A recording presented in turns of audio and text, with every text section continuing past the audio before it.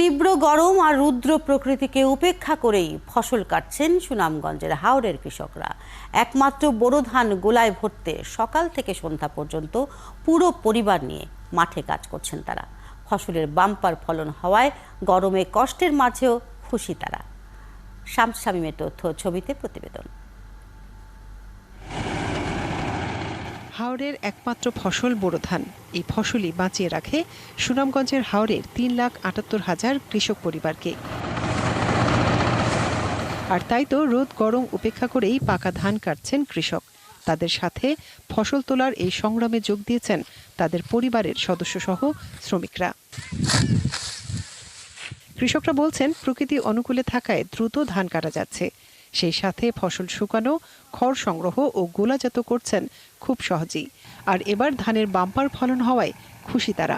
আমরা সবাই যা আছে বাড়ি ঘরে সবাই লইয়া ধান বুড়ো ফসল তুলবার লাগি আমরা জাফায়া পড়ছি হাওরের মেজনে।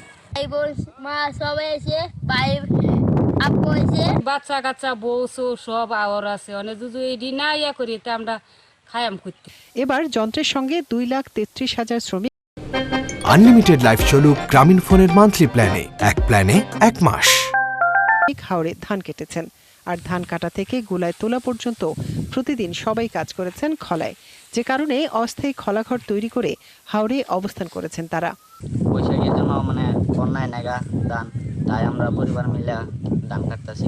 আমরা জমিন আছে, এখন আমার মা বাপে একলা পারলো না, এখন আমিও আইরাম আমার মা বাবা ফাটাইছি।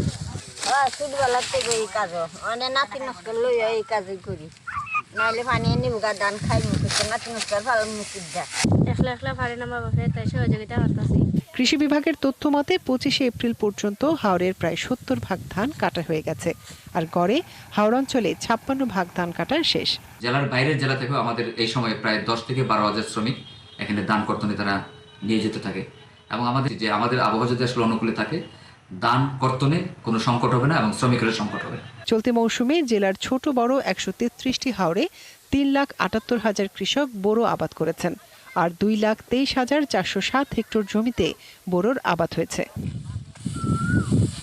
মনিরা কাজরি, 71। ধান কাটার আরও খবর জানাতে আমাদের সাথে এখন কিশোরগঞ্জ থেকে যুক্ত হচ্ছেন সহকর্মী আবু তাহের।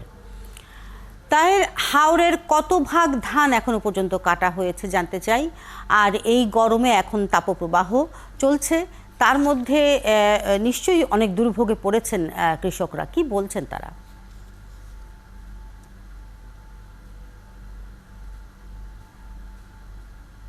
উৎসব চলছে, সারা দেশে হিট অ্যালার্ট থাকলেও কিন্তু হাওরের মানুষ ব্যাপক উৎসাহ উদ্দীপনা এবং মারাই উৎসব চলছে। সারা দেশে হিট অ্যালার্ট থাকলেও কিন্তু হাওরের মানুষ ব্যাপক উৎসাহ উদ্দীপনা এবং আনন্দ নিয়ে কিন্তু তারা ধান কাটছেন। কারণ আবহাওয়া ভালো থাকায় তারা ভালোভাবে ধান কাটতে পারছেন। আবার ধানের বাম্পার ফলনেও কিন্তু কৃষক খুশি। আমি কৃষক এবং কৃষি শ্রমিকদের সাথে কথা বলেছি, তারা আমাকে জানিয়েছেন যে প্রচণ্ড গরম থাকলেও তারা মনে সুখেই কিন্তু ধান কাটছেন। কারণ বৃষ্টি ঝড় বাদল হলে ধান কাটতে সমস্যা হয় এবং ধানের ক্ষতিও হয়। যেহেতু এবছর আবহাওয়া ভালো, বৃষ্টি বাদল নেই, তারা কিন্তু স্বাচ্ছন্দ্যে ধান কাটতে পারছেন এবং সেই ধান ভালোভাবে কিন্তু তারা মারাই করে গোলায় তুলতে পারছেন। আর আমি আজকে সকালে কিশোরগঞ্জ জেলা কৃষি সম্প্রসারণ অধিদপ্তরের উপপরিচালকের সাথে কথা বলেছি। তিনি আমাকে জানিয়েছেন যে হাওরে এ পর্যন্ত 40 ভাগ ধান কাটা হয়েছে।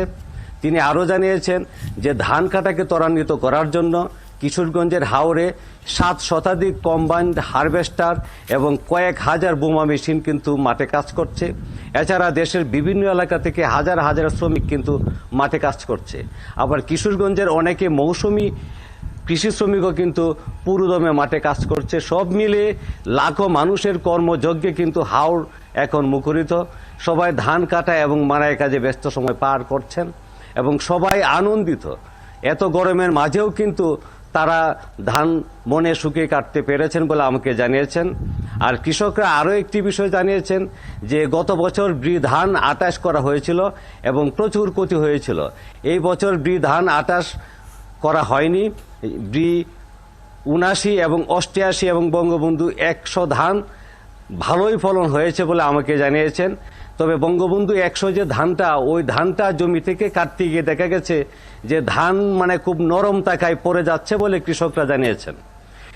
এখন সব মিলিয়ে বলা যায় যে হাওরে একটা কর্মযজ্ঞ চলছে।